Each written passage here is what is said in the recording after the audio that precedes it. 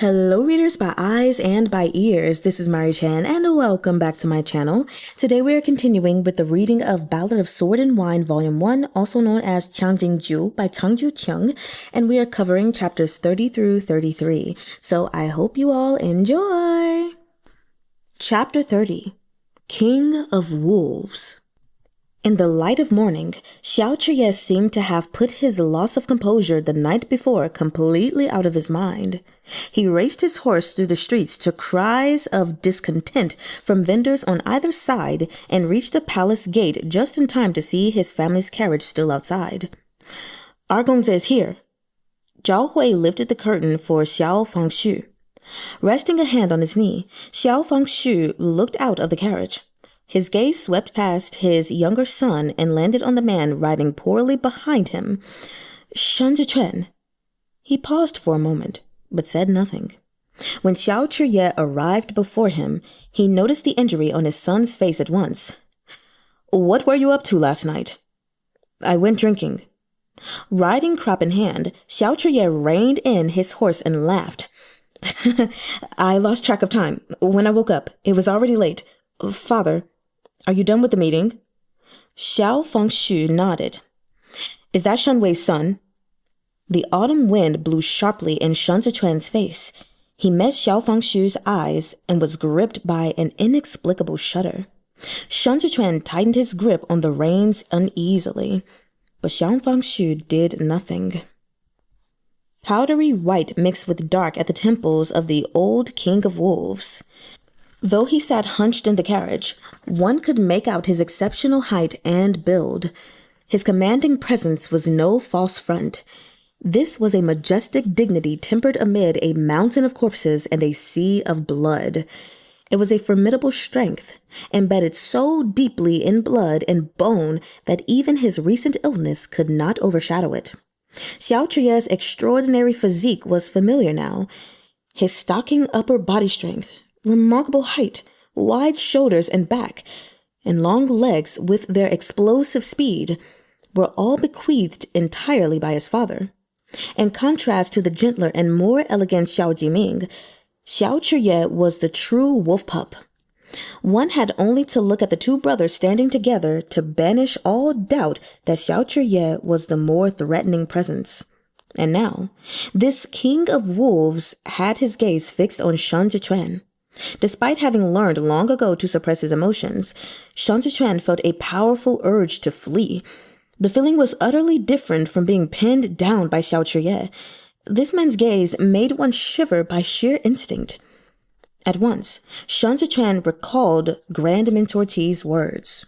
Now that Xiao Fangxu has stepped back to convalesce, his heirs star shine bright. Everyone fears Jiao Ximing. But Lanzhou, 20 years ago, the one who secured that frontier with his steed was Xiao Fangxu.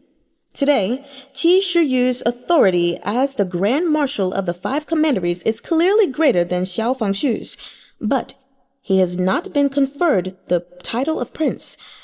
I will tell you why. Qidong is merely a bestowed fief belonging to the emperor. The Five Commanderies are all founding lands of our great Zhou that belong to the Son of Heaven. But Libe is different. The vast territory of Libe stretches from Luosha Pass to the edge of Hongyan Mountains in the northeast. All this hard-won land was conquered inch by inch by the Libe armored cavalry under Xiao Fangxu's personal command during the years of Yongyi. Xiao Jiming is now the commander-in-chief of Libe's armored cavalry, Iron Horse on River Ice, an awe-inspiring title. But it was Xiao Fangxu who established this unstoppable cavalry. The Libe troops do not have the long history of the Bianjuan Commandery garrison troops. They are a heavy cavalry conceived by Xiao Fangxu to counter our foes during the years of Yongyi, when the Biansha horsemen repeatedly assaulted Luosha Pass. Libe's battle steeds, Libe's soldiers, and Libe's steel broadswords with their trailing chains, every emblem of the current Libe armored cavalry originated with Xiao Fangxu. The 8 great clans have entrenched themselves in Chu-du for decades. They are sores and ulcers on the body of our great Zhou. The Xiao clan can stand as equals with the Hua clan only because of Xiao Fangxu's firm seat in Libe. As long as Xiao Fangxu lives, the Xiao clan is a towering tree, its roots digging deep into the soil of Libe. The title of the King of Wolves is by no means undeserved. Chr-yeh looked back at Shun Zechuan and said after a pause, "He is Shun Wei's son." Shun Zechuan dismounted and knelt to Xiao Fangxu.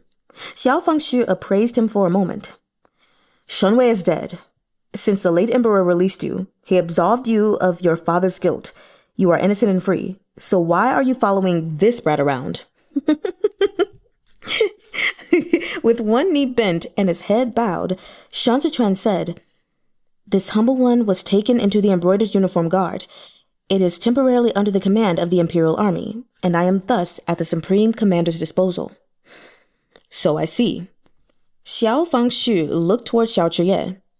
"Why are you making life difficult for him?" Chr-yeh looked at the wound in his mouth. "Why would I do such a thing? We're friends who faced death together. Isn't that right, Lanzhou?" Apparently satisfied, Xiao Fangxu continued chatting with Chr-yeh without sparing Shun Zechuan another glance. Shun Zechuan remained on one knee.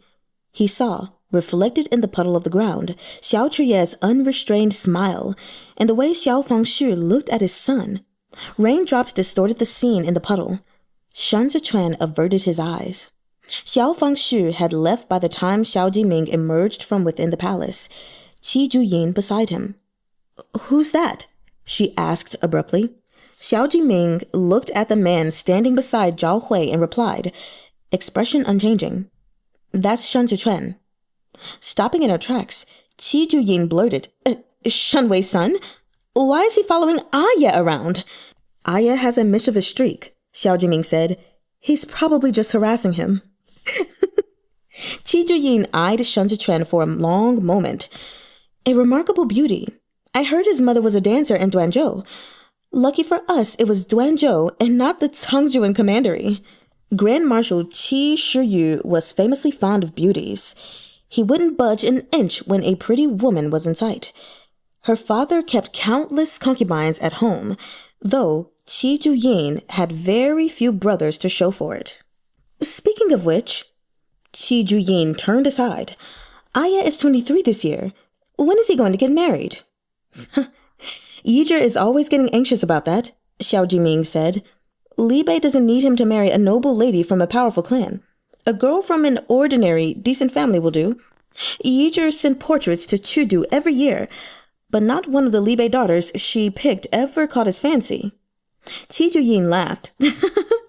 "Noble girls are too haughty to tolerate him, and common girls are too timid. They'd be frightened at the sight of him. Besides, how many maidens can handle his temper? Finding someone he likes who would like him back is harder than ascending to heaven, not to mention he spends half his nights in pleasure houses. You'd better watch it, or he'll bring a courtesan home one day." Xiao Jiming knew every one of his stepmothers had been prominent courtesans in Qidong before marrying her father.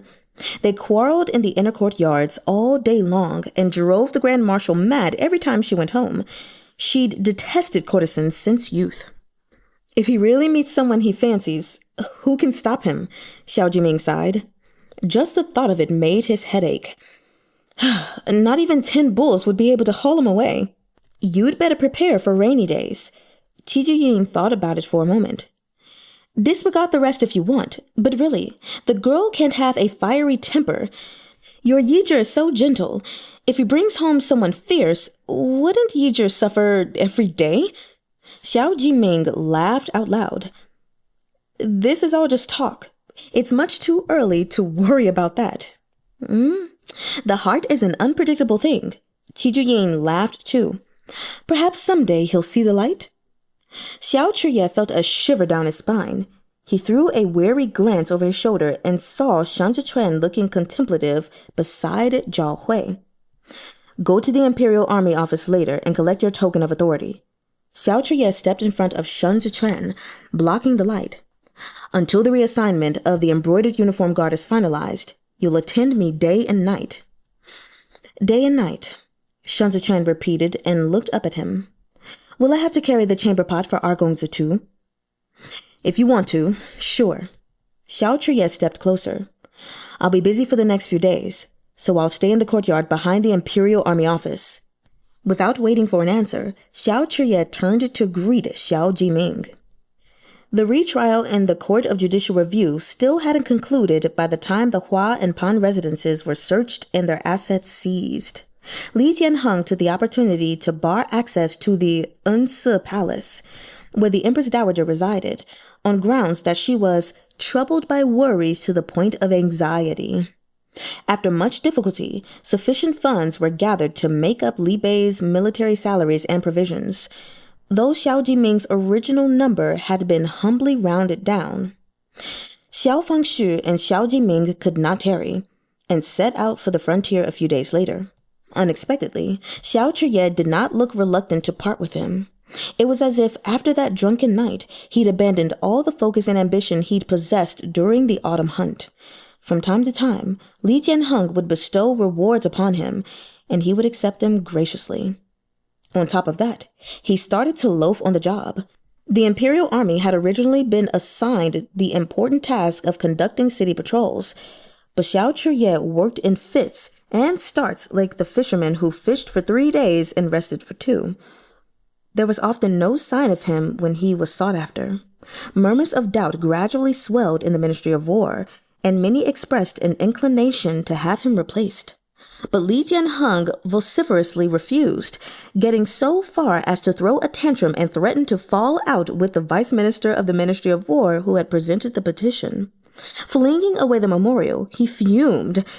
"Xiao-Zhi-ANNE has shown true valor in coming to our rescue. How does he not deserve to be Supreme Commander of the Imperial Army? He's not made any mistakes. We won't hear of replacing him." And so it was that the two of them reverted to the easy camaraderie they'd shared before the autumn hunt, and Li Jianheng felt a little more at ease. The Xiao Qr-yeh of that night was like a figment of his imagination, while this young man without an ounce of decorum was his familiar friend. Li Jianheng was additionally relieved Xiao Qr-yeh made no mentions of returning to Li Bei. He believed this was his friend's way of showing consideration for his constraints. After all, there was really nothing he could do. And couldn't Xiao Qr-yeh have plenty of fun right here in Chengdu? Now that Li Jianheng had become the emperor, his good friend Xiao Qr-yeh could throw his weight around as he pleased. Why return to Li Bei? How could that bitter land be as comfortable and carefree as the capital? When Xiao Qr-yeh wanted to head out of the city to run his horse, Li Jianheng approved it. When Xiao Qr-yeh wanted to expand the Imperial Army office, Li Jianheng approved it. And when Xiao Qr-yeh wanted to be on duty for half a day and lays at home the other half, Li Jianheng not only approved it, he approved it with great delight. The two of them often rode horses and played polo together. Perhaps Li Jianheng couldn't fool around on Donglong Street anymore, but he could invite Xiao Qr-yeh to listen to the people in the palace with him. The young lady Mu Zhu had taken up permanent residence in Mingli Hall. Li Jianheng had feared at first that Xiao Qr-yeh would disapprove, but his friend said nothing and merely enjoyed the merriment. It felt so fucking good to be emperor. As the last autumn rain washed the roofs of Chengdu, the Court of Judicial Review sentenced Shi Guan to execution by beheading. Shen, his younger brother, had done what he could to make amends by distributing the clan's wealth. For this, he earned a place in Li Jianheng's good graces and was transferred to the Ministry of Revenue, where he took up a modest position. Shen had always been an expert organizer of frivolities, which was exactly to Li Jianheng's taste. He would go looking for the emperor every day with new ideas for a good time. Not long after Shi Guan was sentenced, Hua Chen committed suicide in prison by biting off his tongue. He left behind a written confession in which he shouldered all responsibility for his crimes and did not implicate the Empress Dowager in the slightest. This left only Jile and Pandru Gui yet to be sentenced. Hai Liang Yi had dearly wished to pry a confession from their mouths, but he never succeeded. It was damp in the little house when Shun returned home. The moment he opened the door, he saw the Eastern Pearl waiting on the table. He closed the door quickly behind him and had only just picked it up when he heard Chunyang knocking. He opened the door and Chunyang said, "The Supreme Commander is calling for you." Shun Zechuan curled his fingers around the eastern pearl. The strip of cloth it came wrapped in was rain-soaked. "I'll go after I change my clothes," he said evenly. "Don't bother," Chun-yang said. "Just go as you are. His Excellency doesn't like to wait." He stepped aside, ready to leave together. Shun Zechuan could do nothing but let his hand drop to his side and stride out the door with Chun-yang. They found Chr-yeh with a heavy overcoat on. When he saw Shun Zechuan, he said, "Take my sword and come with me." Shun Zechuan followed him out. It was only when Chr-yeh led his horse over himself that Shun Zechuan realized Chun-yang was gone. As Chr-yeh mounted his horse, the Gerfalcon shook droplets off his neck and landed on his master's shoulder. Shun Zechuan followed him out of the city. They braved the rain and headed for the drill grounds at Mount Fang. There was hardly anyone there when they arrived. Chr-yeh removed Snowcrest's bridle and gave it a pat as permission to run freely around the grounds. Meng glided under the eaves of the walkway, unwilling to stay in the rain. Halfway through taking off his overcoat, Chr-yeh turned to Shun Zechuan. "Take your clothes off." Oh, you can't just lead with that. Holding Chr-yeh's sword in his arms, Shun Zechuan raised his chin high. Water trickled down his collar, exposing his fair, delicate neck. Every time Chr-yeh looked at that neck, he felt like someone seeing a cat. He couldn't help but want to give it a few strokes. What the hell was wrong with him? Thus distracted, he shrugged off his damp outer layer. When he saw Shun Zechuan still standing there, he said again, "What are you waiting for? Hurry up and take your clothes off." Shun Zechuan's fingers hovered at his belt. He glanced at Chr-yeh and said slowly, "If I take these off, there will be nothing left." Chapter 31. Oh, God. Nape. Oh, God. His neck gets a special chapter. Oh, shoot. All the more reason for you to take them off. Chr-yeh removed his arm guards and set them on a wooden stand placed under the eaves along with his overcoat and outer robe. The soldiers in the inner hall of the compound approached in greeting, but he raised a hand to forestall them. He turned and gave Shun Zechuan a slow once-over. "I'd like to see with my own eyes how a body trained in the Ji mental cultivation techniques differs from mine." Okay, is that the excuse we're going with? Okay. Oh. "Seeing as we hail from the same martial lineage," Shun Zechuan said as he set Wolf's Fang down, "our stances and moves will naturally be the same." "Not necessarily," Chr-yeh replied. "My Shifu incorporated boxing techniques from other schools, so his style had already deviated greatly from Ji-style boxing by the time it was imparted to me. If our training were identical, you wouldn't have been totally oblivious when we fought before. If you want some pointers, say so." Shun Zechuan drew an arc on the ground with his foot. "All this about taking your clothes off just makes you sound like a beast." For an instant, Chr-yeh felt as though Shun Zechuan had turned into an entirely different person. The falling rain overlapped with the mist from the mountain, washing out Shun Zechuan's features and emphasizing his tall and slender figure. "My wish is to see a beast in human clothing." Chr-yeh strode down the steps and into the curtain of rain. "I almost killed you 5 years ago with that kick. Do you hate me for it?" "If I say yes, would it not sound like I've been tossing and turning at night thinking of you?" Shun Zechuan said. "Nope, I don't hate you at all." Chr-yeh struck a starting stance. "Pity. If you did, today would be the chance for you to take your revenge." Facing into the biting cold wind, Chr-yeh slowly added, "That is, if you can." Don't provoke him like that. The raindrops drummed down. Meng hopped a few steps before spreading his wings on the veranda. Chr-yeh sprang up in the rain to make his move. His punch struck empty air as Shun Zechuan avoided his fist. but the unyielding strength of his blow sent water droplets spattering across Shun Zechuan's cheek. Chr-yeh swept his fist to the left. Shun Zechuan reached up to block his blow, then frowned in pain and took a few steps back. G-style boxing. Shun Zechuan pressed his lips into a tight line, but in the next moment he laughed out loud. His Shifu's boxing style was steady and robust. It was clear Xiao lacked somewhat in steadiness, but his ferociousness more than made up for it. His strength was astonishing. One impact had numbed Shun Zechuan's arm from the shoulder down. G-style boxing was meant to be imparted to a man like Chr-yeh. Both his internal and external constitution were uniquely built for it.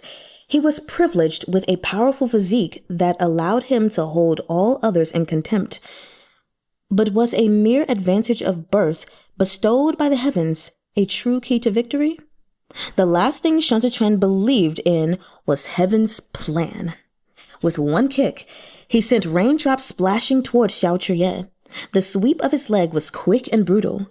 Any ordinary person would have weighed their chances and done whatever they could to avoid it, but Chr-yeh met the challenge head on.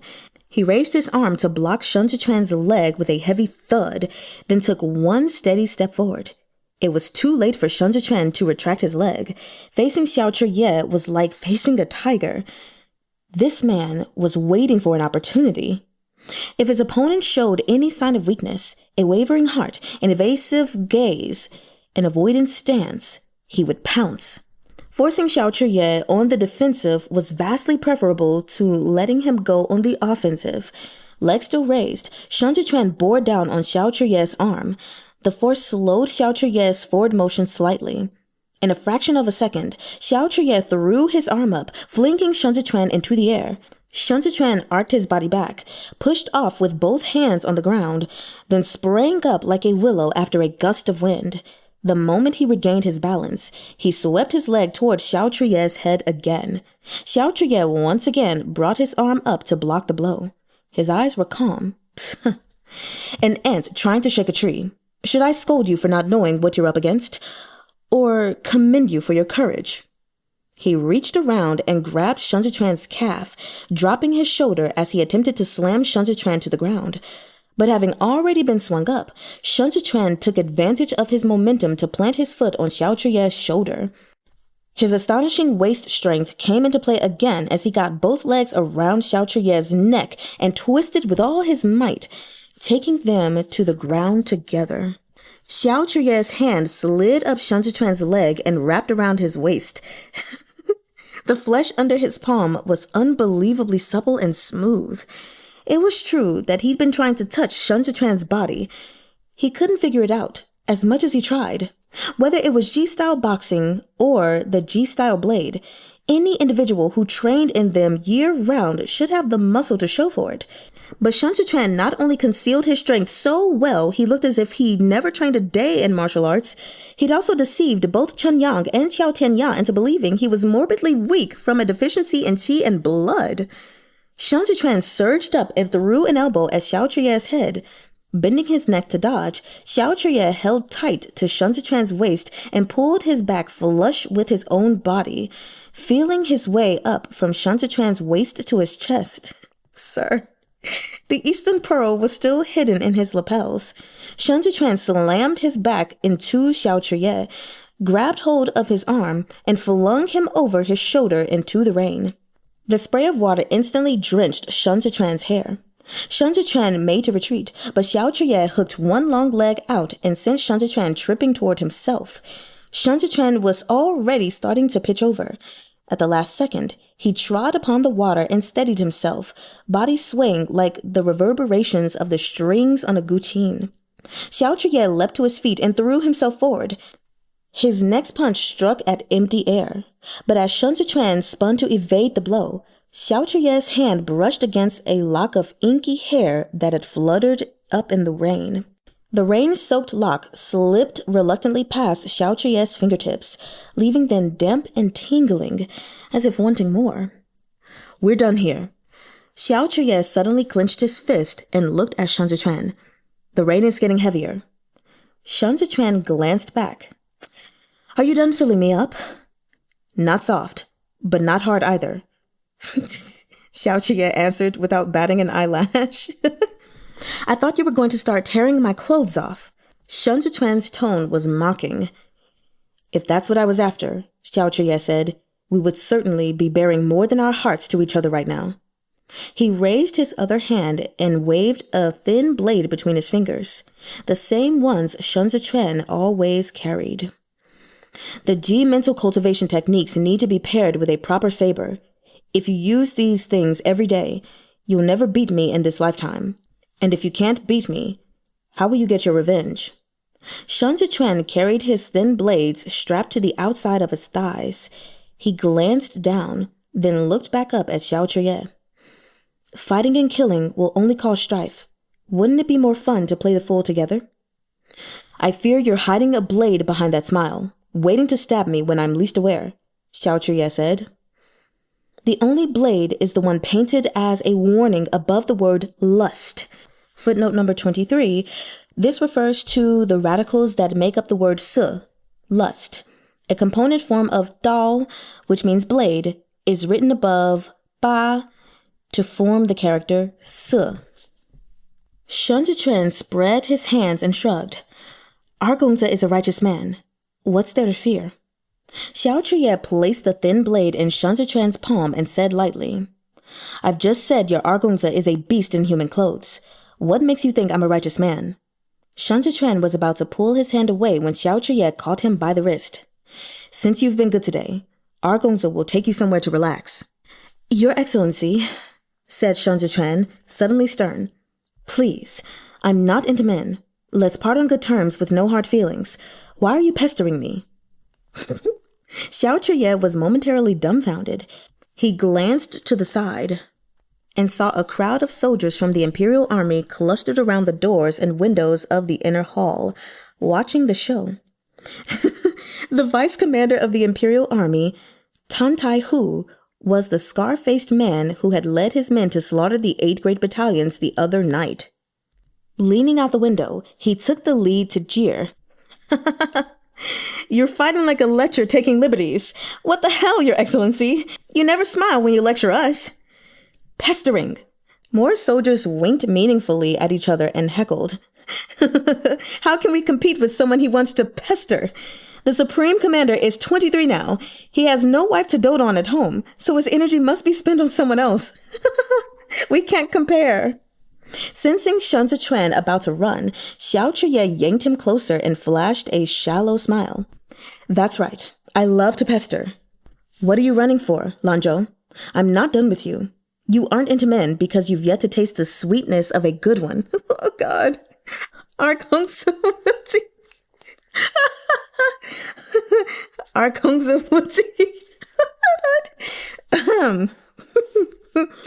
Our Gongzi will teach you. Shit. When it came to shamelessness, Xiao would only concede defeat to Li Jianheng. Did Shun Zichuan think to scare him with this act of being forced against his will? The man was belittling him with a cheap trick like this. Xiao dragged Shun Zichuan off before he could make any more trouble. Behind him, Tan Tai-hu stroked his scar and asked the soldier at his side, Who is that man? I've never seen him in the Imperial Army before. His surname is Shun. The man beside him winked. The one from Zhongbo. Tan Tai-hu's smile instantly cooled. He braced himself on the windowsill to stick his head out again, then looked back. The same fucking Shun clan who brought Zhongbo to ruin? What's His Excellency doing with him? Shun caused the deaths of thousands.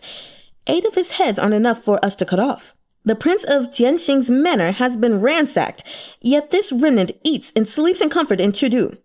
Orphans along the Chashi River are still gnawing on mud. Fuck this! Why didn't you say so earlier? Xiao led Shun Zichuan up Mount Feng. The narrow flight of stone steps had been carved into the mountainside.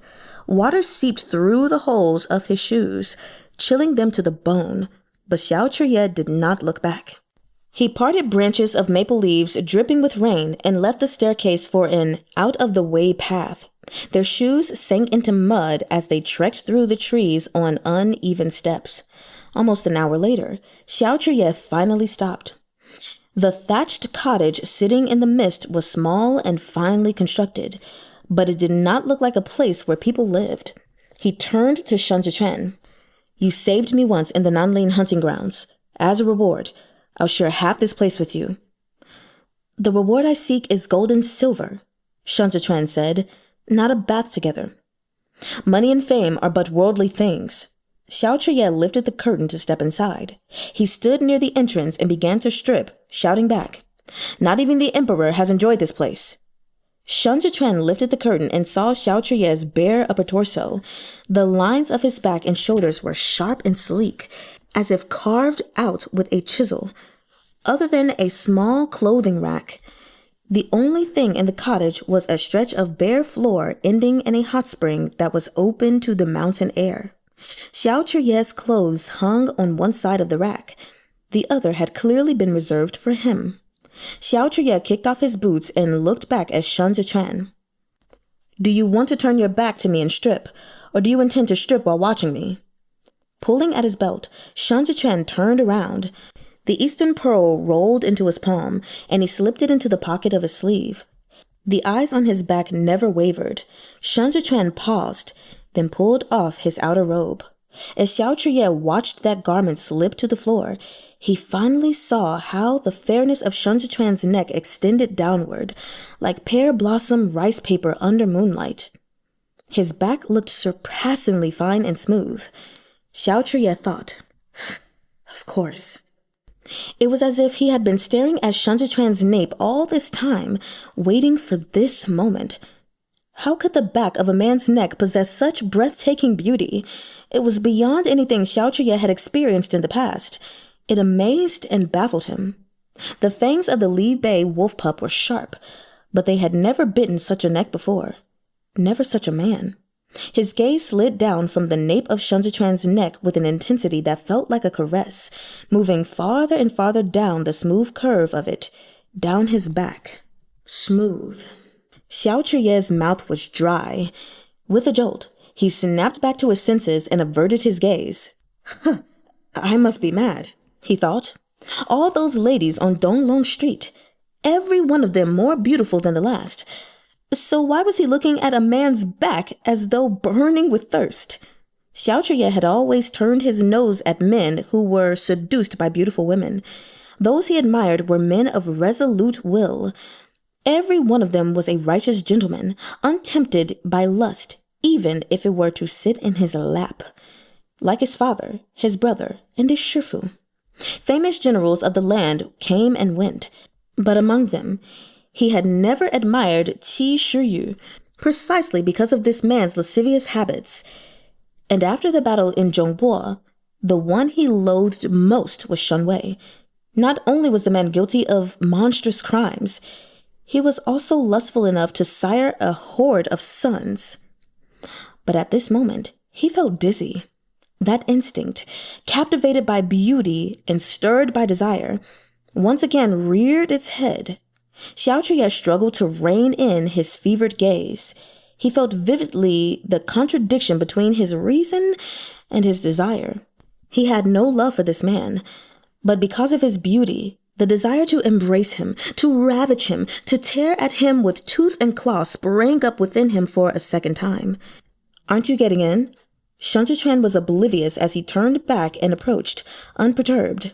Xiao responded fiercely, "Yes." Chapter 32. Night in the Mountains. Mist hung low over the water and the drumming of rain filled the air. As Shun bent to enter the spring, Xiao had a clear view of the contours of his waist and buttocks from behind, the curves of which became more conspicuous with every move he made. Muscular, but not obviously so. He didn't look trained in martial arts. To Xiao's eyes, he didn't appear threatening. Shun submerged himself, his feet, frozen from the rain, gradually warmed. Xiao slid into the water and leaned against the side, as far from him as the pool allowed. "Why are you all the way over there?" Shun asked incredulously. "I want to be." Xiao roughly folded a wet handkerchief and covered his eyes, then draped his arms along the spring's edge, blocking Shen from sight. But after a moment, he thought better of it and pulled off the handkerchief to stare fixedly at Shen. It seemed to Shen that, just now, Xiao was very much like his Gerfalcon. One little jab and the talons would come out. "What do you want to see?" Shen expression was mild as a spring breeze. In the tone of one cajoling a child eating candied hawthorns on the street, he said, "Tell me, and I'll show it to you." Xiao curled a leg and surreptitiously tugged at the only remaining cover at his waist. I felt it all already. Shen sank deeper into the water, leaving only his eyes above the surface, watching him. The scrutiny made Xiao even more irritable. "What?" Lifting his chin above the surface, Shen said, "You were in a pretty good mood earlier. Why the sudden change?" "I'm still in a pretty good mood. You can shut up in the bath. There's no need for chat." A moment later, he said, "Can you stop looking at me like that?" Shen slowly stood. Droplets traced the contours of his chest, and his hair scattered like ink in the water, as if he were a pale magnolia emerging from this heavy mist. Xiao couldn't stand it anymore. Why had he thought of a flower? He watched, wide-eyed, as Shen drew closer. When he sat beside him, Xiao caught his scent. Mild, not fragrant. He wanted to smell it again. Xiao reached an arm back to pull a garment from the clothing rack, then shoved it into the water to cover his lap. He looked calmly at Shen. "What, surprised? I was afraid you'd get funny ideas at the sensual sight of Argongza, so I covered up for you." Shen scowled. "Thanks a lot." Xiao looked down and realized that, in his distraction, he had grabbed Shen robe. "For washing my clothes," Shen finished. "I suppose I'll have to soak in here until tomorrow." Awkward silence filled the air as the two men looked at each other. Outside, the wind sighed through the dismal autumn rain. After a long interval, Xiao finally said, "It was already wet anyway. Meng can go summon Qiangging." He raised his head and whistled. There was a moment's stillness in the hot spring. Neither Snowcrest nor Meng appeared. Xiao whistled again. Outside, Meng buried his head deeper under his wing and ignored the call. He had absolutely no wish to fly out in such a downpour. The silence stretched. "I'll wring it dry," Shen said eventually, reaching for the garment. "Don't do that." Xiao pressed the robe down more firmly and gnashed his teeth. "Hold on." In the end, they were stranded in the hot spring all night. By the time their clothes had dried, it was nearly dawn. Shen finally shrugged back into his robes. He could sense, as he fastened his belt around his waist, the ravenous gaze of a tiger eyeing its prey. He feigned ignorance and said nothing. Chr-yeh lifted the hanging curtain. It was still dark, and the air was thick with mist and the smell of petrichor. A thin film of ice covered the stone stairs. It was not an ideal time to head down the mountain. They walked in single file, one behind the other. The drill grounds occupy the land to the southwest of Mount Feng. Shen peered down the mountain. It's close to Chudu, but completely obstructed by the mountain. The 8th grade battalions won't patrol this far. You chose an excellent location. I wouldn't have chosen it if not for Mount Feng. Xiao pushed aside the maple branches and gestured for Shen to pass under his arm. Shen ducked through. The view before him suddenly opened up as the trees and mist fell away. He could see the Imperial Army's drill grounds clearly. At this early hour, there were already squads training below. He studied for a moment. The Imperial Army didn't turn out in full force during the autumn hunt, but I can see they're well equipped. Hua Xichen is dead. The instant they finish seizing his assets, the Chief's Surveillance Bureau will come for you. Xiao obviously couldn't afford to keep 20,000 Imperial soldiers fed and equipped on his own salary. nor could he appropriate military provisions meant for the Libe armored cavalry. Even a cursory glance at the annual budget allotted to him by the Ministry of Revenue before the autumn hunt would reveal that the imperial army hadn't the money to establish themselves on such a scale. Shi-Gu-an had died because of his failure to account for his funds, and now the accountants would be coming for Xiao Chr-yeh. "Let them come," Xiao Chr-yeh said. He did not offer more, and Shun Zechuan did not inquire. After a pause, Xiao Chr-yeh seemed to relent. The Ministry of Works relegated many tasks requiring manual labor to the Imperial Army. For the last 5 years, every sum paid to the Imperial Army for these assignments was marked down in black and white in the account books. Even if the Chief Surveillance Bureau investigates, they won't find anything to complain about. So this was why Xiao Chr-yeh had become the infamous debt collector of the Ministry of Revenue. Everyone thought he spent the money on wine and women. In truth, he had been living frugally and saving year over year. His only extravagant expenditure was wine. Jianheng might be without good sense, but he was generous with his friends. Whenever he'd invited Xiao Chr-yeh to Donglong Street, he paid for the girls and the feasts for his whole disreputable circle. In those days, Jianheng had lived off the imperial coffers, and with no wife keeping him in line, he'd asked the palace for money whenever he wanted. The late emperor had never been stingy with his brother's spending. He'd always indulged Jianheng even if he had to take funds from his personal coffers. Thus, Jianheng had never lacked for money. Xiao Chr-yeh hadn't gotten to return to Libe, but he never resented Jianheng for it. He knew better than anyone that Jianheng truly regarded these layabouts as bosom friends. "The Empress Dowager saved your life, so of course she planned to use you," Xiao Chr-yeh said. "If all was well, you might have enjoyed a steady rise to the top in the embroidered uniform guard, but the late emperor began to resist her control." "The Empress Dowager, she reached out to you, didn't she?" Shun Zechuan met Xiao Chr-yeh's eyes. He couldn't evade that gaze, not even for a moment. Xiao Chr-yeh had a keen nose. He had only to reveal the barest trace of guilt for Xiao Chr-yeh to sniff it out. "No." Shun Zechuan's voice was firm with certainty. The chill wind brushed past him and tugged at the hems of their robes. Xiao Chr-yeh slowly exhaled a cloud of white and smiled. "Then you must be lucky." It was already daybreak by the time they reached Chu-du.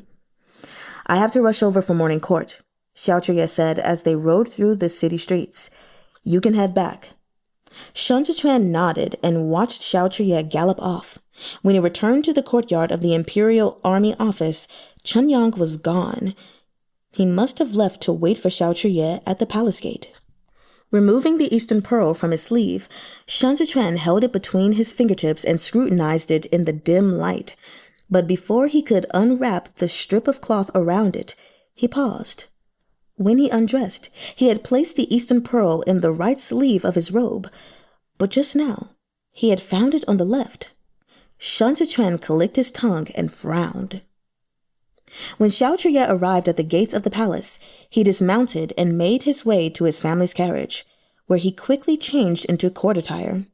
Chun-yang had also prepared breakfast, and the porridge was still hot.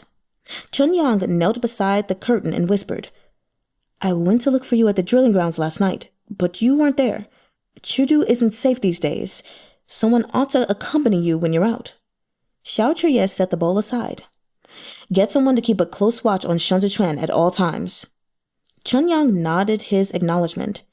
"Our men are stationed all around the outside of the office. If he leaves, it won't escape our eyes. But, Your Excellency, the Hua clan has fallen. What need is there to keep such close watch on him now?" Xiao Chr-yeh didn't answer. His face clouded, and he lowered his lashes in thought for a long time. It was not until Chun-yang reminded him of the morning court that he wiped his hands with a clean handkerchief and answered, "I find that man unpredictable. If you look at him, can you tell he's trained in martial arts at all?" "He looks even frailer now than when he joined the embroidered uniform guard," Chun-yang replied. "If Your Excellency hadn't mentioned his assistance during the autumn hunt, I would have never suspected. But get Zhao Hui to take a look. He might catch something." Zhao Hui met him face to face the last time he was in the capital, but he didn't notice anything out of the ordinary, Xiao said. That physique of his. He stopped abruptly. Send a letter to Libe at once and request my Shifu's presence here. Stunned, Chunyang said, You want to ask? No matter what method he used to cover it up, it will not escape Shifu's eyes, Xiao said coldly, spinning his ring around his thumb. Besides, there's something else I need to speak with Shifu about. Jianheng had shelved the morning court session in favor of a warm bed. He had yet to sleep his fill when Shuanglu reported that Hai Liangyi was kneeling outside. Jianheng was instantly wide awake, but Mu Zhu still slumbered in his arms. Unable to free himself, he craned his neck and commanded Shuanglu in an urgent whisper. Go, send him away. Shuanglu was only gone for a moment before he returned to kneel once again. The Secretariat Elder says he must see Your Majesty. This Holy One informed him that Your Majesty still sleeps, so the Secretariat Elder said he will kneel and wait. Jianheng panicked. Mu Zhu blinked open sleepy eyes in his embrace, and he hurriedly coaxed her. Dearest, get dressed quickly and go out the back to Chunming Palace for your meal. We have to receive the Secretariat Elder. Mu Zhu was a dainty woman with a delicate disposition and hair like a dark waterfall. She did not pester him or raise a fuss, but simply dressed herself as instructed. When she had finished, she rose and glanced coyly at Jianheng with eyes full of adoration, as if overwhelmed by his favor. Jianheng loved this look of hers to bits. He tugged at her hand, reluctant to part, wanting desperately to cradle her on his lap while holding court. Next time. Jianheng rained kisses on her upturned face. Next time, we won't ask you to retreat like this.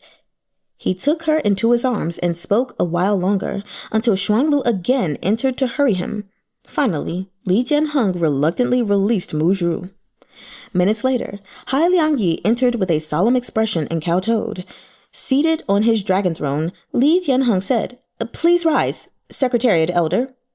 Hai Liangyi remained in place and kowtowed again.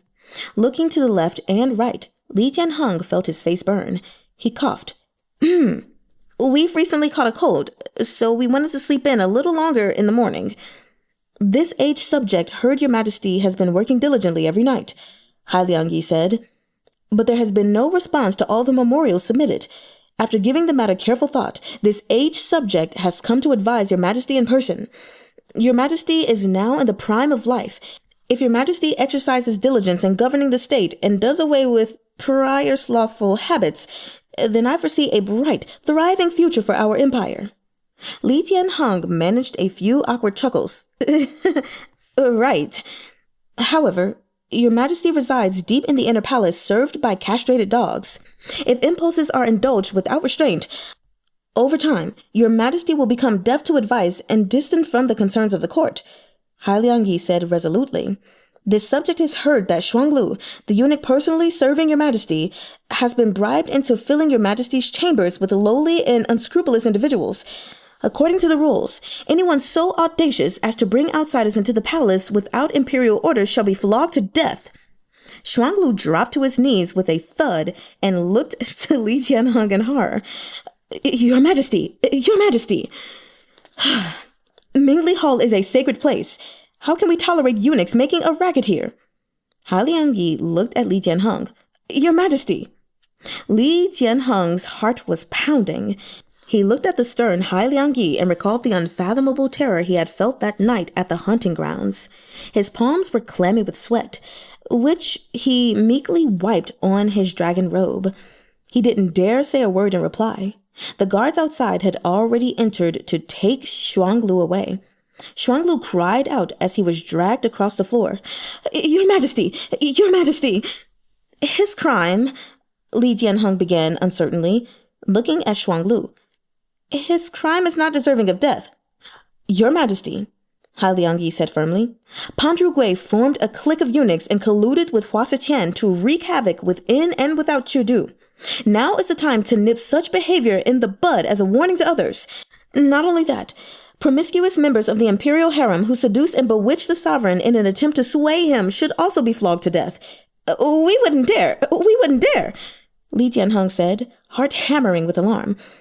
With such a virtuous subject as the Secretariat Elder to supervise and guide us every day, how would we dare fool around? Secretariat Elder, you mustn't be taken in by these baseless rumors. But Hai Liang Yi replied mercilessly. There's no smoke without fire. Beautiful women are the source of all trouble. Your Majesty must not allow any such temptresses to remain. Honestly, I agree with that to a degree. Li Jianheng was terrified now. How could he bear to let Muzhu die?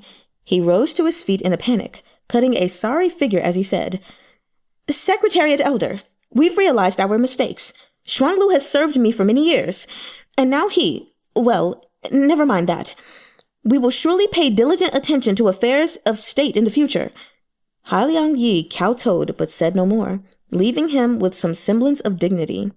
Gripping the table, Li Jianheng listened to the sound of flogging outside, blow after blow, one after another. It was as if the strikes were landing on his own body. He looked at Hai Liang Yi with a mixture of feelings, aggrievements as well as fear. Xiao came just in time to see servants mopping the courtyard. There were bloodstains under his feet, the red chilling and vivid. All the eunuchs in Mingli Hall were quietly kneeling outside, not one of them daring to raise his head.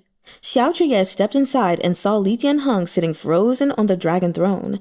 He stared blankly at Xiao for a time, then burst into sobs. He stood and began to smash anything in reach as he cried and shouted, What good is an emperor? To be confronted and humiliated like this? What land under the heavens is not the emperor's land? What's so wrong with doting on a woman? What's wrong with that?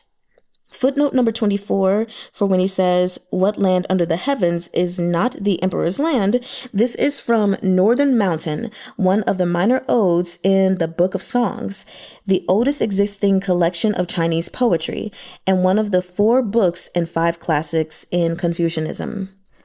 Chapter 33. Uncle and Nephew. When Li Jianheng's tantrum was over, he covered his face and wept. Avoiding the shattered fragments on the floor, Chr-yeh knelt. After a while, when Li Jianheng had calmed somewhat, he looked back at Chr-yeh. Get up. There's no need for you to kneel like this. You and I are friends. This will only make us distant. Chr-yeh rose. The Secretariat Elder is merely upright and frank by nature. Li Jianheng was in very low spirits. He buried his face in his hands and said, They come here every 2 or 3 days to ask for money, all of which I've approved, even when money flows out like water. I've not said a word. I'm on pins and needles all day long. I've lost my appetite. I'm so unhappy. Can't I ask for even a few days off now that Hua Xiqian is dead and Jile is about to be executed? Ci-an, you have no idea how dissatisfied they are with me in this position. If they had any other choice, they would never accept me. At this point, he grew upset all over again. I never wanted to be the emperor. They were the ones who pushed me onto the throne, and now they're the ones who condemn me. The censor of the Chief Surveillance Bureau watches me day and night. If I so much as go for a walk in the garden, they submit memorials about it to reproach me in that erudite way of theirs. So be it if he kills a eunuch. What's done is done. But can't High Zhenshi allow me some dignity? At the very least, I'm still the emperor of our great Zhou. The longer Li Jianheng ranted, the angrier he became. With nothing left on the table to smash, he pounded his own thigh in indignation. He made Muzhu out to be a lowly and unscrupulous person. But these officials, who are they to speak of nobility and virtue? When we used to go drinking on Donglong Street, who among them didn't drop that dignified air right along with their pants? I picked Muzhu from an ordinary family. If it weren't for that dog Xiao Fuzi who got in the way, would she have fallen into that traitor Pan's hands? My heart aches for her so much it's fit to break. Xiao merely listened in silence as Li Jianheng vented his grievances.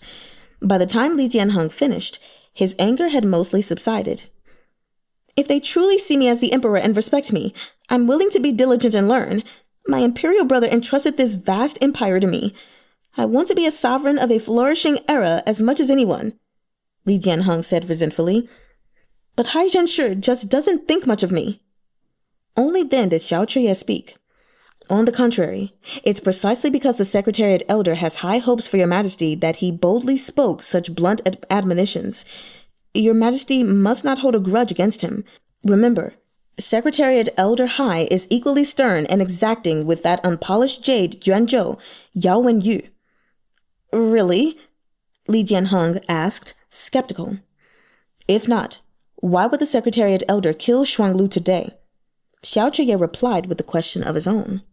That is true, Li Jianheng said after mulling it over. If Hai Liangyi thought so poorly of him, why would he insist on asking his opinions on every matter? Li Jianheng recalled the first days after he had ascended the throne. When Hai Liangyi learned that the Empress Dowager had sent him snacks, he instructed him in private to switch all his utensils to silver to better test for poison. Hai Liangyi was an inflexible man. He conducted himself seriously in both speech and manner. Unlike Hua Siqian, he kept no apprentices and had only one student, Yao Wenyu. Yet because Hai Liangyi wished to avoid a conflict of interest, Yao Wenyu had stayed away from court politics despite his extraordinary talent. During his time in the Grand Secretariat, Hai Liangyi never formed factions or alliances. It was also he who put everything on the line at the Nanling hunting grounds and charged out by himself to save the Xianda Emperor. He was the lone minister memorialized in history books. As proud and isolated as a steep precipice, as righteous as a lofty pine without branches. I'm really loving the way this man is described every time.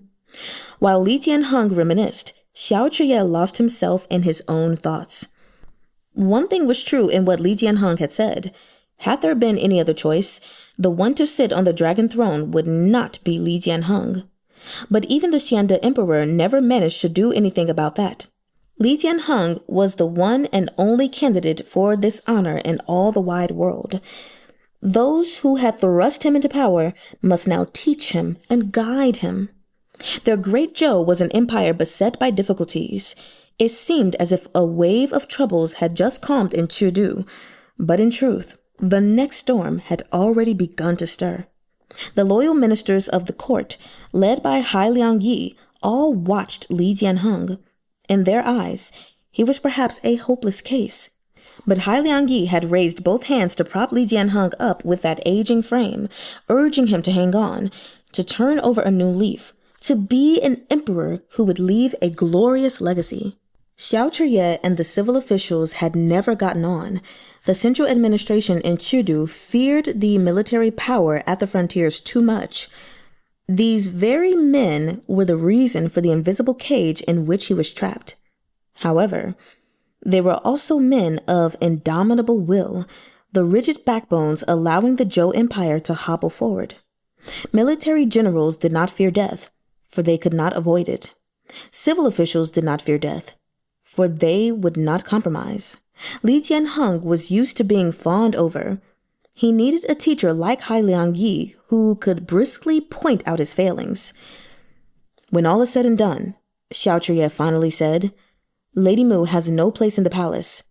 If your majesty is truly set on her, why not have a heart-to-heart with the Secretariat Elder? Now more than ever, our great Zhou would benefit from an abundance of imperial heirs.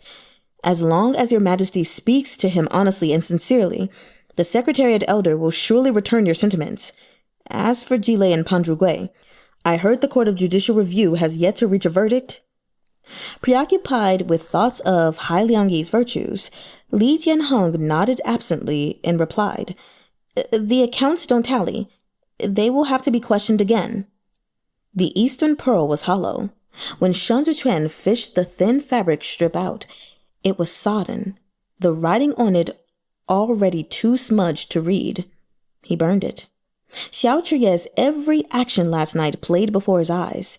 He couldn't have seen what was written inside the pearl, but he knew it was there, and now he would be suspicious. Shen had answered wrongly on Mount Feng. Xiao had gone so far as to tell him the source of the Imperial Army funds and waited for him to offer truth in return. Yet he had denied it with absolute certainty. Shun brewed his medicine and drank it in a single gulp. The bitterness pervaded his mouth. He endured it, just as he did the anguish that dogged him day and night. At last, he smiled in self-mockery, wiped his mouth, and lay down to sleep. He dreamed again. In the dream, the cold wind was howling across the Cha-shur sinkhole. This time, he was no longer lying at the bottom, but standing alone at the edge of the pit, overlooking those 30,000 soldiers struggling like ants to survive. The Biansha horsemen surrounded the sinkhole, a black tide in the pitch-dark night. They blotted out the earth and sky, swallowing up the Zhongbo garrison troops' chances of survival and turning the place into a charnel house. A hand reached out from the roiling waves of withered bones. Jerking like a puppet on a string, Jimu lifted his arrow-pierced body and sobbed as he called out to Shun. "It hurts so much." Shun seemed to be a statue carved of wood or clay. He could neither move nor shout. He panted for breath and gritted his teeth as cold sweat poured from him in streams. The Biansha leader's face was concealed by a helmet. His long, wind-tossed hair had turned a blood crimson in Shun recurring nightmare. He lifted his arm and swung it toward the sinkhole, and a swarm of arrows fell out from behind him like locusts. They punctured the dying men's bodies in dense clusters, piercing flesh, splattering warm blood across the ground. The heavy snow bloomed red. Shun watched Jimu sink into the mud as churning waves of blood swallowed him whole. His hands were cold. The blood on them was colder. Shun woke up. He sat up with his back to the window's light as though nothing had happened. In the silence, he bowed his head for a moment, then rose from his bed and got dressed. The two guards lurking in the courtyard watched Shun step out of his room. They saw him eat his meal before heading to the bath hall. An hour later, one of the guards, whose eyes had never strayed from the entrance, frowned and asked the man beside him, "Why hasn't he come out?" The pair exchanged glances as they both came to the same terrible realization.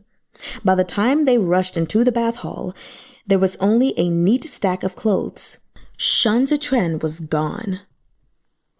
Shih-Hung had booked the whole Buar Tavern to host an honored guest. Feeling the call of nature as he waited, he got up to head to the latrine. He had only just stepped out and walked a few steps back toward the room when someone tapped him on the shoulder. Startling backward, Shih-Hung turned. Why do you come and go as quiet as a shadow?" "There's a lot going on lately," Shun said. He invited himself in and settled at the table, pouring cold tea into his cup. Jile and Pandrugui have yet to be sentenced in the third trial by the Court of Judicial Review because Hailiangyi and Xue Xiuzhou haven't pried out what they need from them. Am I right? Shih-Hung glanced around, sat, then whispered, "You want to kill Jile, but what can you do with so many eyes watching?"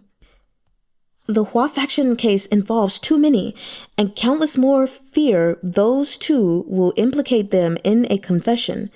It's precisely to prevent them dying a sudden and inexplicable death that Hailiangyi set such a strict guard. There's no opening strike for you." "I don't plan to." Shun smiled derisively at Shih-Hung, "but I have a way of getting Jile to talk." Shih-Hung looked at him a long time. Then he personally lifted the teapot and poured for him. "What way?" Shun sipped his tea.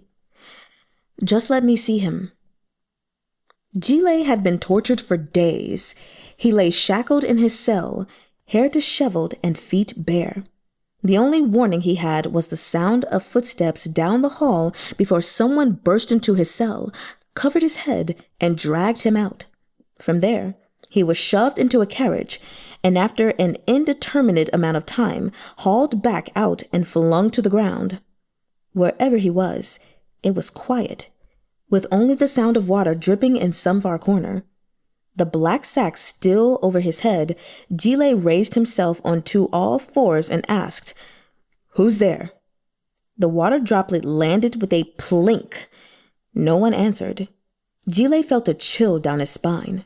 Raising himself onto his knees, he guessed tentatively, "Secretariat, Elder High." Still, no one answered. His throat bobbed. He shuffled forward and bumped into metal bars. Fumbling around, he steadied himself and shouted, "If you aren't Secretariat, Elder High, you must be Xiao. How do you plan to torture me today? Huh? Bring it on." "Say something. Why won't you say anything?" Silence. "Who are you? Who exactly are you? What do you want? Do you think by staying silent you'll make me afraid? I'm not afraid. I'm not afraid." Jiye ducked his head down between his arms and managed to nudge the sack off. Looking sidelong, he saw Shun Zechuan sitting in a chair right in front of him. Shun Zechuan was dressed in robes as coldly white as the moon, legs crossed, with one elbow on the chair's armrest as he propped his chin in a hand and stared expressionlessly at Jiye. Laughter escaped Jiye's throat. He grabbed the bars and squeezed his face between them, then said sinisterly, "Oh, it's you, the stray dog of Zhongbo. What does the vile animal want for his shushu? Revenge for Qingging? Or for yourself?" Footnote number 25, shushu. This is a term of address for one's martial uncle, someone who studied under the same master or shifu as one's own master. Shun Zechuan said nothing. Whenever the smile slipped from those tender, affectionate eyes, it left only a dark, heavy gaze. Looking into them, Jiye couldn't even find hatred. He felt as if the man before him was not a person of flesh and blood, but a stray cur whose desperate hunger had led him to feed on human flesh. Jiye lowered his eyes. "The Ji clan has no descendants, and the one who severed Qingging's bloodline is you," he spat. "So what are you looking at me for? Shun Zechuan, it was your Shun clan who killed Jimu, your Shun clan who violated Hua Pingting. How do you face yourself? Having lived so long with your sins, you are the devil beneath tens of thousands of wronged souls. You are the ignoble continuance of Shun Wei's existence. You deserve to be hacked to pieces, to die by 1,000 cuts." Low laughter bubbled out of Jiye. He looked deranged. "Do you think I'm scared of you? The little bastard nobody wants. You think taking off your pants to follow Xiao will grant you better days ahead?" Shun Zechuan laughed then, too. Jiye's cackling gradually came to a stop. "You think that's funny? My plight today will be your predicament tomorrow." His voice was cold. Shun Zechuan uncrossed his legs and leaned against the chair as if pondering those words. "Oh, yes, I'm terribly frightened." His words were breezy with sarcasm. "Devil, bastard, stray dog, vile animal." Shun Zechuan rose to his feet and crouched outside the bars. He began to laugh at Jiye, speaking in a tone so level it sounded crazed. "You're right. I'm the devil who climbed out of the Chashire sinkhole, the bastard Shun Wei left behind after he burned himself to death, the stray dog without a home to return to, the vile animal despised by thousands. Shushu, I'm delighted you know me so well." Jiye began to tremble uncontrollably. Shun Wei glanced at him, his gaze far more sinister than it had been 5 years ago, as if a man had already died under that layer of breathtaking skin, and all that survived was an unnamed beast.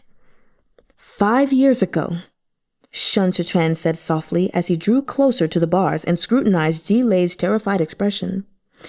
"The one kneeling here was me. What was it you said?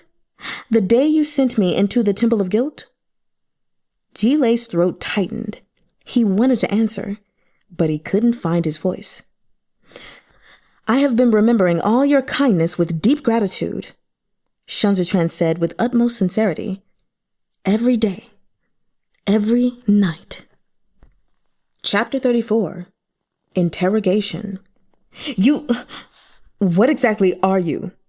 Jile took one look at Shun Zechuan's smile and backed swiftly away from the bars. What is it you want?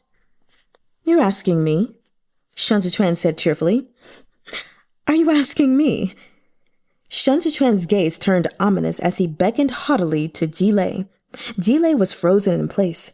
He pressed his back to the wall and refused to move a fraction closer to Shun Zechuan.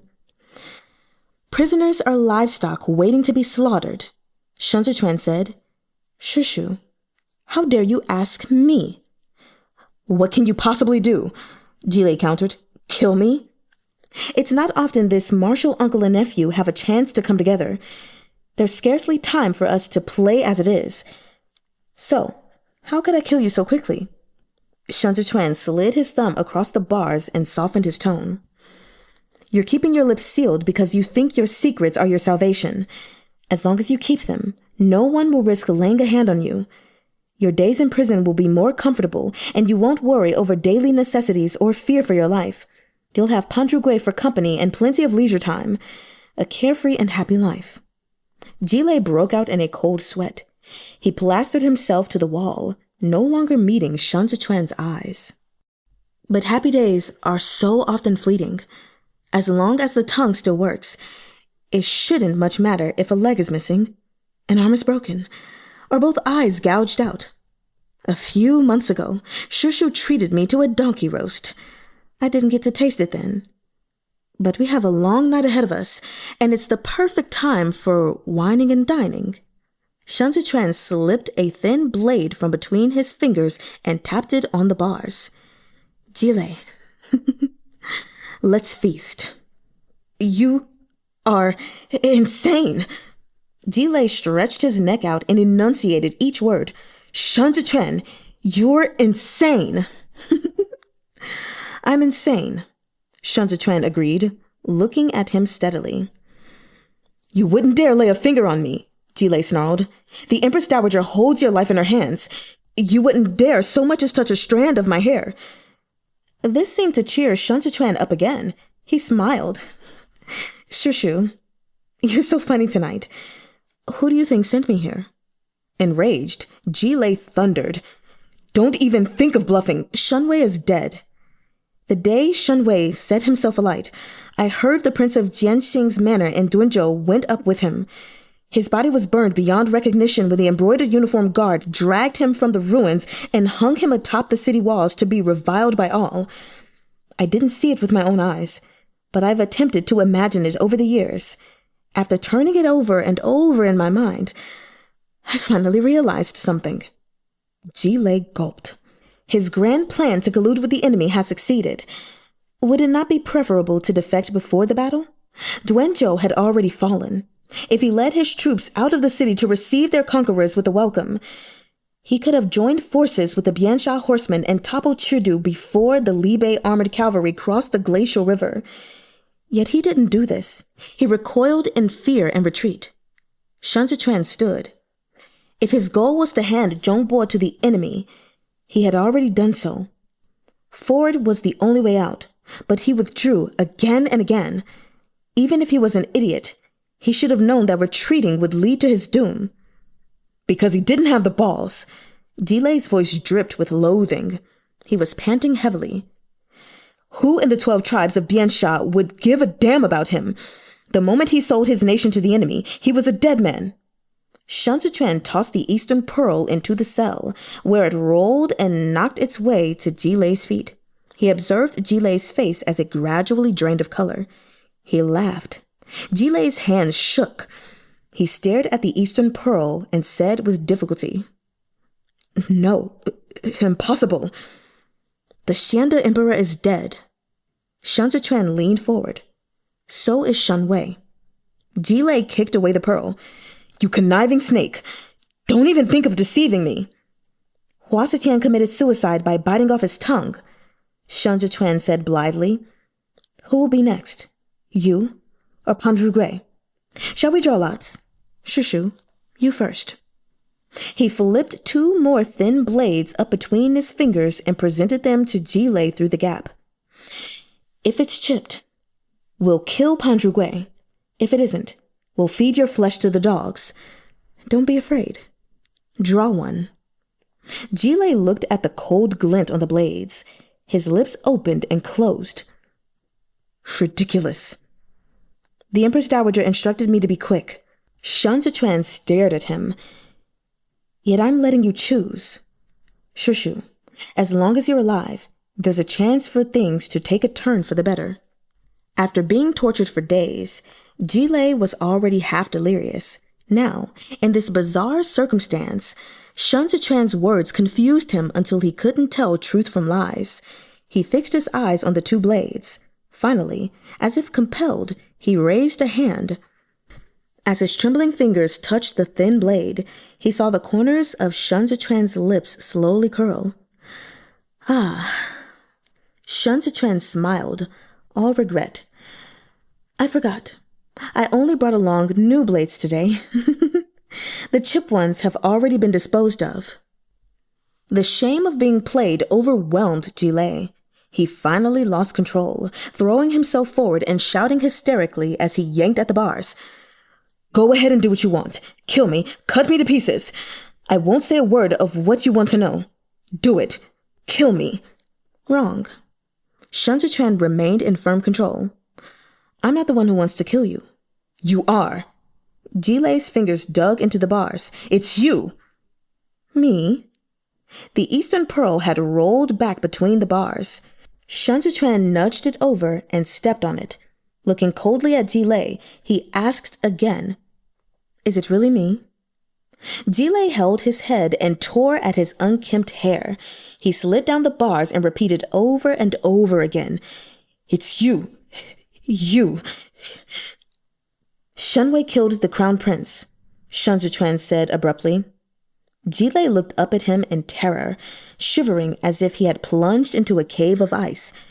You and Shun killed the crown prince together," Zechuan continued. "It wasn't me." Jiye clutched at his hair. "It wasn't me. It was Shun who killed the crown prince." "You conspired with him to frame the crown prince for treason," Zechuan said, the words rushing out now. "You were the one who forged the documents. Your people forced the crown prince into the Temple of Guilt. He wanted to see the Guangcheng emperor, but you drew your blade and killed him." "It wasn't me." Jiye was mad. He raged in the face of Zechuan's relentless interrogation. "I wasn't the one who drew my blade. It was Shun who insisted on killing him." "That's why Shun is dead," Zechuan repeated. Shun set himself on fire and was burned beyond recognition. And now you're the only one left. Jiye cowered under the weight of these insinuations until kill was the only word remaining in his mind. He could still see clearly the former crown prince's face as he was cut down. Then he had stood just where Zechuan was standing now, looking down at the crown prince from above as if looking at swine. Tonight, by a stroke of fate, his position had been reversed. The cell gave him the feeling of a caged beast. He had become the ant under Zechuan's boot. All he could do was stretch out his neck and wait for the slaughter. He didn't want to die. His desire to survive had never been so strong. He beat his forehead against the bars. "We were all just following orders. We had no choice. You want to avenge Shun? I can help you. Shun killed the crown prince and was conferred the title of Prince of Jianheng. He fled to Zhongbo." Jiye became a sniveling mess as he started to heave with sobs. He had no idea where this fear came from. It was as if he had really become livestock at the mercy of his master's blade. He craned his head back to look up at Zechuan. "I didn't kill the crown prince. I wanted to save him. But my father died unexpectedly," Jiye said, helpless. "My father died, and they wanted to pin it on me. If I took the blame, my eldest brother would kill me, and so would Jigang. What could I do? I begged Fangxu for help. In exchange for his protection, I had to forge documents. I was trapped. I only wanted to live." "How did Ji Wufan die?" Zechuan asked abruptly. "I don't know. I don't know how he died. He fell ill because Jigang left. The sons he favored were both gone." At this point, Jiye turned vicious again, his hatred boiling over. I was the one who was with him until the end. Yet he said I was rotten to the core. He regarded Qingging and Zuo Tianqiu as real sons and passed the mental cultivation techniques to them, but not to me. My surname is Z-choo. I did nothing wrong.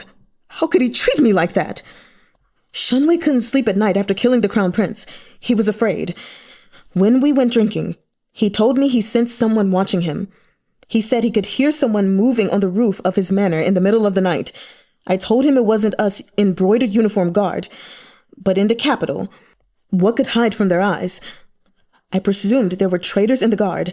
Men from the 8 great clans were everywhere. The Hua clan was already in power, so we were careful. But Shunwei's paranoia worsened. He wanted to flee, so he bribed Pandrugui, hoping to leave Chengdu. In those years, Libe was a rising force to be reckoned with. The Empress Dowager had no army aside from the 8 great battalions. To guard against the Xiao clan, Shunwei was conferred the title of Prince of Jianheng. He went to Zhongbo, the prefecture one must pass through to travel between Qidong and Libe and Chengdu. The Empress Dowager made him her watchdog with his eyes on Libe and Qidong. Jile spoke with increasing urgency. Who would have expected Shunwei to turn? He was asking for death. He saved all his correspondence with Chengdu. If the documents fell into Libe's hands, Xiao Jiming wouldn't waste the opportunity to deal Chengdu a heavy blow. Shunwei had to self-immolate. Do you understand now? Shunwei turned to the enemy because he was no longer willing to be controlled. Back then, the Hua clan had a son of common birth. According to the Empress Dowager, once that son came of age, there would be no need for outsiders to govern Zhongbo. Shunwei had committed so many heinous deeds in Chengdu on behalf of the Hua clan. If Zhongbo no longer needed him, he would be nothing but a discarded pawn. He was driven into a corner, but no one expected him to lash out so disastrously, to let the Biansha horsemen in to massacre the cities. That was his vengeance. It was his revenge on Chengdu, on the Empress Dowager, and on our great Zhou. Jile grasped the bars and pleaded. I've said all I have to say. The Empress Dowager was the one who drove Shunwei to his death. She was also the one who drove the crown prince to his death. And the Guangcheng Emperor, the Shanda Emperor, Hua Siqian. All of them were Weiqi pieces discarded by the Empress Dowager. And now you're doing her bidding too. Look at me. I didn't tell her you've already thrown in your lot with the Xiao clan. You saved Xiao Chr-yeh that night, didn't you? But the Xiao clan won't help you. So long as Xiao Chr-yeh is in Chengdu, the Xiao clan can't lift a finger. They can hardly look after themselves. Why would they care about you? He had wanted to prove his usefulness, but after this confession, his fear only intensified. His defenses had crumbled. He was utterly defeated. And the more inferior he felt, the more terrified he became. Shen Zechuan asked him one last question through the bars. 5 years ago, my Shunniang died when Duanzhou fell. No one knew about this. So how did you come to know it so well? In the awful silence, cold sweat trickled down Jilei's back as he saw the look in Shen Zechuan's eyes. Shi Hongxuan waited so long he fell asleep. It wasn't until a stack of papers smacked him in the chest that he jolted awake. He took the papers that had been tossed at him and shook them open for a look. Even in the dark, the fingerprints at the bottom were a vivid red. He let out a perfunctory laugh. You really are good. A faint metallic smell lingered around Shen Zechuan. He smiled and said, whether or not this confession can be submitted to the top will depend on what Secretariat Elder Hai thinks of it. This is quite the favor you've done me, Shi Hongxuan said. Surely it wasn't for nothing? There's a man named Qiao Tianya in the embroidered uniform guard, Shen Zechuan said calmly. He's good with a broadsword. I want him. Not a problem. Shi Hongxuan hesitated for a moment. I'll talk to Yanqing. Thank you for taking the trouble, Shen Zechuan said. It's late. I should go. With that, he opened the door and took his leave. It was a rainy night. Shi Hongxuan thought to call Shen Zechuan to join him in his carriage home, but suddenly changed his mind. It occurred to him that everything had gone too smoothly. He flipped through the confession statement and read it over, thinking he should show it to Xue Xiu Zhou before anything else. He said to his attendant, "Go, drag Jiye out and send him back." The attendant acknowledged his order and went to open the door to the cell. He had taken but one step inside when he collapsed backward on the ground, screaming as though he'd seen a ghost. Looking through the open door, Shi Hongxuan saw Jiye. His stomach churned, and he covered his face as he retreated, desperately knocking aside the tables and chairs as he dashed out into the rain and violently retched. Shun Zechuan scrubbed his hands until they were raw before wiping them with a handkerchief. His white robe was unstained, but the stench of blood lingered. Taking the front hem of his robe, he frowned as he sniffed it. Disgusting. Heedless of the rain, Shun Zechuan squatted by the edge of the water. He was almost immediately drenched. He slowly turned his face up to the starless sky and gazed until his neck was sore. Then he rose to his feet and walked back. When Shun Zechuan reached the alley where the Imperial Army's office stood, he saw a figure waiting at the entrance. Shrouded in darkness, Chr-yeh leaned against the door with his arms folded, watching him like a cheetah. At some point, snow had begun to fall with the rain, its damp chill seeping down to the bone. Well, as you guys can see, I read one more chapter than I anticipated because it just felt weird to end the video with chapter 33, considering chapter 34 was stemming from that one, right? I'm going to be 100% honest with y'all. I don't have any words, mostly because there are some things that are pretty simple, right? But these chapters are a lot to digest, and I think I just need a moment to digest them. Also, I didn't take any notes because I was just really in the zone and reading them. So what I'm going to do is I'm going to reread it, or rather, I'm going to read it and listen to myself, like 2 times speed or something like that, and take the notes that I was supposed to take. And then a little bit later in the same day, I will post my thoughts and reactions and notes on the chapters. Like I said, I think there are some things that were pretty simple, especially like chapters 31 and 32. I mean, honestly, 31 and 32. Yes. Y'all, excuse me. The point is, there's going to be a video released a little later just so we all can be with one accord with one another. So after that, chapter 34, we have 35, 36, 37, 38, 39, 40, 41, 7 chapters left to read, which means that there will be chapters uploaded on Tuesday and Wednesday because those can be split between those 2 days. And then on Thursday, we will have our final discussion of all things Ballad of Sword and Wine, Volume 1. So I hope you guys are ready for that. Yes. Okay, well, that's it. So, 我爱你们.